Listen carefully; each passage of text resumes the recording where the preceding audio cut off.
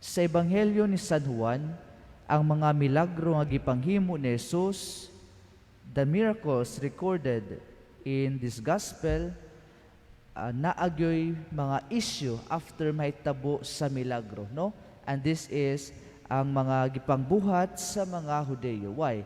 Kay in every miracle nga gibuhat ni Jesus ngadto sa mga masakiton, ang mga Hudeyo, ang mga Pariseo, mga magtutudlo sa mga balaod, permi gyud nila himantayan ug permi nila akusahan si Jesus sa dili mao nga ilang pag-akusar.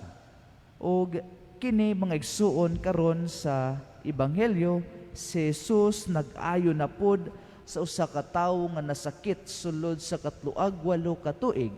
And again, ang mga Hudeyo ug ang mga Pariseo giakusahan na pud siya kay iyang gibuhat sa adlawng ipapahulay.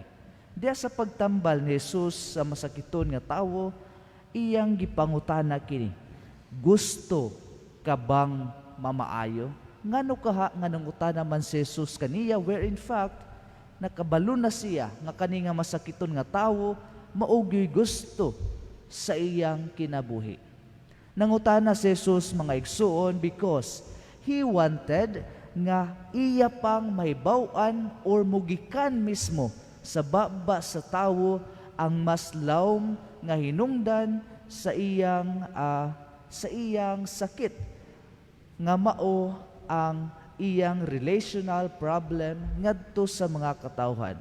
Ang pangutana ni Jesus pwede raunta niya tubagon nga oo or dili, pero unsa may gitubag sa masakiton, niingon siya, walay makasakwat kanako ngadto sa linaw kun ang tubig makutaw na, ug samtang manimbasog ako sa pag-adto sa linaw, aduna nay lain nga makauna kanako didto. So didto no, nahibaw-an ni Jesus gikan mismo sa baba nga sa tawo nga he has also that relational problem sa mga katawhan sa susyedad, no? And this is what Jesus opted, no, to heal from that person. He wanted to heal the person integrally, dili lamang sa iyang physical nga sakit, kundi sa kinatibuk-an sa iyang pagkatao, sa iyang kinabuhi. But what was the response of this person, no?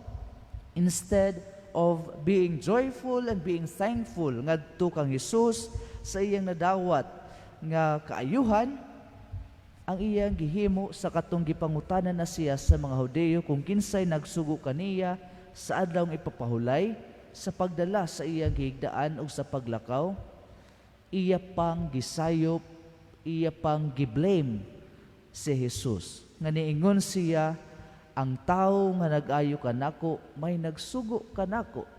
O gani in the last part sa gospel, iyang gisumbong ngadto sa mga Hudeyo nga si Jesus di ay ang nagtambal kaniya, ang nagsugo kaniya. Mga igsuon, kita gihapon, we are all sick, na kitay kaugalingon nga mga sakit diya sa atong kinabuhi. Emotional, physical, spiritual, relational, and etc. No? And Jesus always wants us to be healed by His power, by His grace. Now, unsa may ato response nini sa pagtambal ni Jesus sa atong mga balatian? Are we joyful enough? Are we thankful enough to God sa ato nadawat nga kaayuhan?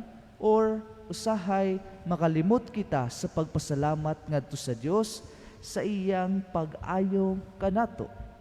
Mga igsuon, hinaut-unta nga dili kita mahisama sa tawo nga gitambal dinhi ni Jesus, sa tawo nga gitambal ni Jesus sa iyang sakit, nga instead nga magpasalamat sa Dios, iya hinuon, gisayop, giblame ang atong Ginoo ngadto sa mga Hudeyo nga si Yakono may nagsugo kaniya sa paglakaw ug sa pag-alsa sa iyang gihigdaan.